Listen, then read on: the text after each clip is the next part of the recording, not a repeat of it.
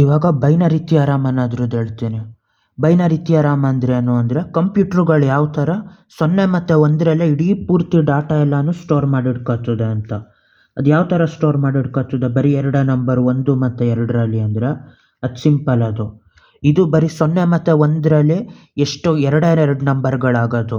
ಆದರೆ ಇದ್ರ ಕಾಂಬಿನೇಷನಲ್ಲಿ ಎಷ್ಟು ನಂಬರ್ ಬೇಕಾದರೂ ಮಾಡ್ಬೋದು.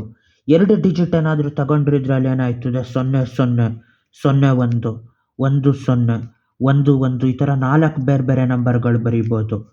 ಅದೇ ಅಪ್ಪಿತಪ್ಪಿ 3 ಡಿಜಿಟ್ ತಗೊಂಡ್ರೆ 0 0 0 0 0 1 0 1 0 0 1 1 ಈ ಥರ 8 ನಂಬರ್ಗಳು ಬರೀಬೋದು 3 ಡಿಜಿಟಲ್ಲಿ.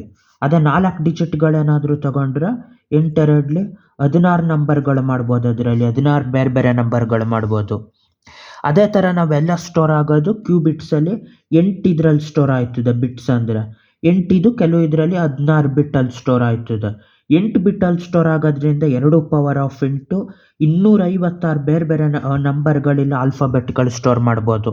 ಯಾವುದೋ ಒಂದು ನಂಬರ್ 0 1 0 0 1 0 ಈ ಥರ 8 ಡಿಜಿಟ್ ಇರ್ತದೆ. ಈ ಥರ 8 ಡಿಜಿಟ್ ಇರ್ತದಲ್ಲ ಅದನ್ನು ಯಾವುದೋ ಒಂದು ಆಲ್ಫಾಬೆಟ್ ಕೊಟ್ಟಿರ್ತಾರೆ. ಇದೇ ಥರ ಇನ್ನೊಂದು 8 ಡಿಜಿಟ್ ಯಾವುದೋ ಬೇರೆ ಪ್ಯಾಟರ್ನಲ್ಲಿರೋದು ಇನ್ನೊಂದು ಆಲ್ಫಾಬೆಟ್ ಕೊಡ್ತಾರೆ. ಈ ಥರ ಎ ಇಂದ ಝೆಡ್ ತನಕನೂ ಮಾಡ್ಬೋದು. ಎಲ್ಲ ನಂಬರ್ಗಳು ಮಾಡ್ಬೋದು.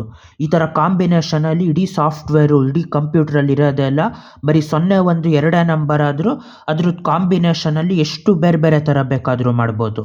ಇದೇ ಥರ ಕಂಪ್ಯೂಟ್ರುಗಳು ಸ್ಟೋರ್ ಮಾಡಿಟ್ಕೊಳ್ಳೋದು 0 ಮತ್ತು 1ರಲ್ಲಿ. 0 1 ಒಂದೇ ಅನ್ಸಿದ್ರು ಅದು ನಿಜವಾಗಿ ಜಾಸ್ತಿ ಆಗಿರ್ತದೆ. ಬಾಯ್.